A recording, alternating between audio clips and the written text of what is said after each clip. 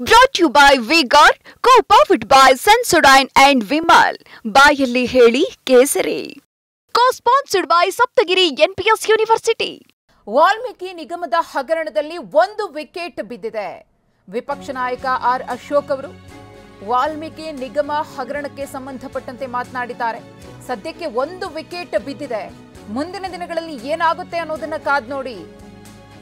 ಇನ್ನು 3 ರಿಂದ 4 ವಿಕೆಟ್ಗಳು ಬೀಳಲಿವೆ ಅಂತ ಆರ್ ಅಶೋಕ್ ಭವಿಷ್ಯ ನುಡಿದಿದ್ದಾರೆ.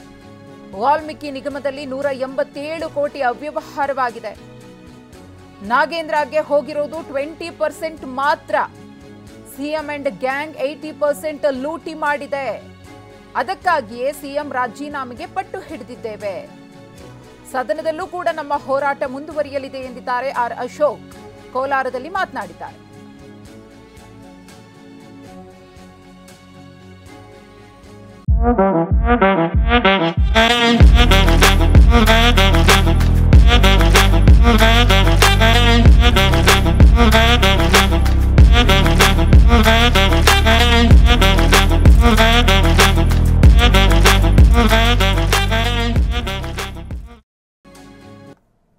ನಾಗೇಂದ್ರ ಪಾಲು 20% ಪಾಪ 80% ಲೂಟಿ ಹೊಡೆದಿರೋರು ಇವರು ಸಿದ್ದರಾಮಯ್ಯ ಅಂಡ್ ಗ್ಯಾಂಗು. ನಾವು ಅದಕ್ಕೆ ವಿಧಾನಸಭೆಯಲ್ಲಿ ಸಿದ್ದರಾಮಯ್ಯನವರ ರಾಜೀನಾಮೆಗೆ ಪಟ್ಟಿಡಿದು ಹೋರಾಟವನ್ನು ನಾವು ಮಾಡೋರಿದ್ದೀರಿ. ಯಾವುದೇ ಕಾರಣಕ್ಕೂ ನಿಲ್ಲಿಸಲ್ಲ. ನಮ್ಮ ಹೋರಾಟ ಮುಂದುವರಿಯುತ್ತೆ. ಏನೋ ಒಂದು ವಿಕೆಟ್ ಬಿದ್ದಿದೆ ಅಂತಲ್ಲ, ಇನ್ನೊಂದು ವಿಕೆಟು ಬೀಳಬೇಕು. ಇನ್ನೂ 3-4 ವಿಕೆಟ್ ಬೀಳೋದಿದೆ ಈ ಸರ್ಕಾರದಲ್ಲಿ. ಅಂದರೆ ಜನಕ್ಕೆ ಅರ್ಥ ಆಗ್ಬಿಟ್ಟಿದೆ ಇದೊಂದು ಭ್ರಷ್ಟ ಸರ್ಕಾರ. 2,000 ರೂಪಾಯಿ ಅಂತೇಳಿ ನಮ್ಮನ್ನು ಲೂಟಿ ಹೊಡಿತಾ ಇದ್ದಾರೆ ಅಂತೇಳಿ ಅರ್ಥ ಆಗಿದೆ. ಅದರಲ್ಲಿ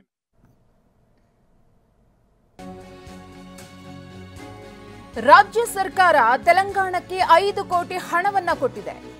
ಸಿಬಿಐ ತನಿಖೆಗೆ ಬಿಜೆಪಿ ಪರಿಷತ್ ಸದಸ್ಯ ಸಿಟಿ ರವಿ ಆಗ್ರಹಪಡಿಸಿದ್ದಾರೆ. ಕಲಬುರಗಿ ಬಳ್ಳಾರಿ ಕ್ಷೇತ್ರ ಕಾಂಗ್ರೆಸ್ ಅಭ್ಯರ್ಥಿಗೆ ಹಣ ಹೋಗಿದೆ. ಲೋಕಸಭಾ ಚುನಾವಣೆಯ ವೇಳೆ ಅಭ್ಯರ್ಥಿಗೆ ಹಣ ರವಾನೆ ಆಗಿದೆ ಅಂತ ಹೇಳಿ ಸಿಟಿ ರವಿ ಆರೋಪ ಮಾಡಿದ್ದಾರೆ. ಕಲಬುರಗಿಯಿಂದ ಖರ್ಗೆ ಅಳಿಯ ರಾಧಾಕೃಷ್ಣ ಸ್ಪರ್ಧೆಯನ್ನ ಮಾಡಿದ್ರು. ಒಂದು ವೇಳೆ ಸಿಬಿಐ ತನಿಖೆ ಆದರೆ ಎಲ್ಲವೂ ಕೂಡ ಹೊರಬರುತ್ತೆ ಎಂದಿದ್ದಾರೆ ಸಿಟಿ ರವಿ.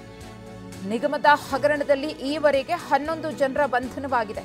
ಉಳಿದವರನ್ನ ಯಾಕೆ ಅರೆಸ್ಟ್ ಮಾಡಿಲ್ಲ, ಹಣವನ್ನ ಜಪ್ತಿ ಮಾಡಿಲ್ಲ ಅಂತ ಪ್ರಶ್ನಿಸಿದ್ದಾರೆ.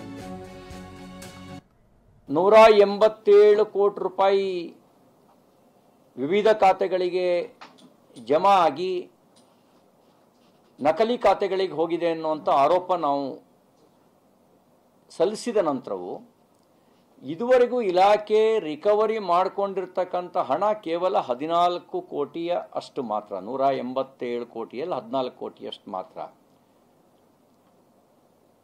ಇವರಿಗೆ ಮಾಹಿತಿ ಸೋರಿಕೆ ಮಾಡಿದರೆ 700ಕ್ಕೂ ಹೆಚ್ಚು ಖಾತೆಗಳಿಗೆ ಫಸ್ಟ್ ಕ್ರೆಡಿಟ್ ಕೋಆಪರೇಟಿವ್ ಬ್ಯಾಂಕಿನ ಮೂಲಕ ಬೇರೆ ಬೇರೆ ನಕಲಿ ಖಾತೆಗಳಿಗೆ ಹೋಗಿದೆ ಅಂಥೇಳಿ, ಅದರಲ್ಲಿ ಚಿನ್ನದ ಅಂಗಡಿ, ಬಾರು ಸೇರಿದಂತೆ ಹಲವು ಖಾತೆಗಳಿಗೆ ಹೋಗಿದೆ ಅಂಥೇಳಿ.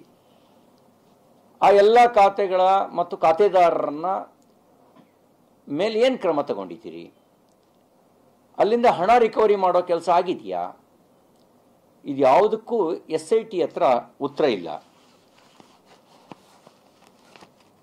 ನಾವು ಹೇಳಿದ್ವಿ, ಮುಖ್ಯವಾಗಿ ಹಣಕಾಸು ಇಲಾಖೆ ಮಾನ್ಯ ಮುಖ್ಯಮಂತ್ರಿ ಸಿದ್ದರಾಮಯ್ಯನವ್ರ ಕೈಲೇ ಇರೋದ್ರಿಂದ ನೈತಿಕ ಹೊಣೆಯನ್ನು ಮಾನ್ಯ ಮುಖ್ಯಮಂತ್ರಿಗಳೇ ಹೊರಬೇಕು.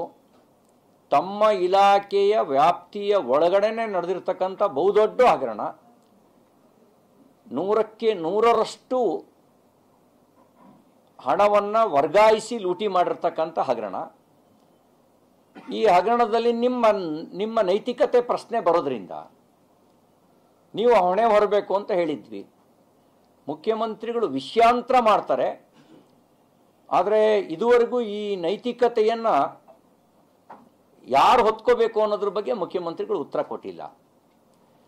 ನಾವಿವತ್ತು ಚಳವಳಿಯ ಮೂಲಕ ಮತ್ತೆ ಆಗ್ರಹ ಮಾಡಿದ್ದೇವೆ, ಮುಖ್ಯಮಂತ್ರಿಗಳೇ ನೀವೇ ನೈತಿಕ ಹೊಣೆ ಹೊರಬೇಕು, ನೀವು ರಾಜೀನಾಮೆ ಕೊಡಬೇಕು ಅನ್ನೋಂಥ ಆಗ್ರಹವನ್ನು ನಾವು ಚಳವಳಿಯ ಮೂಲಕ ಮಾಡಿದ್ದೇವೆ.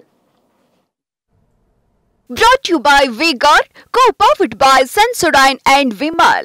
ಬಾಯಲ್ಲಿ ಹೇಳಿ ಕೇಸರಿ. Co-sponsored by Saptagiri NPS University.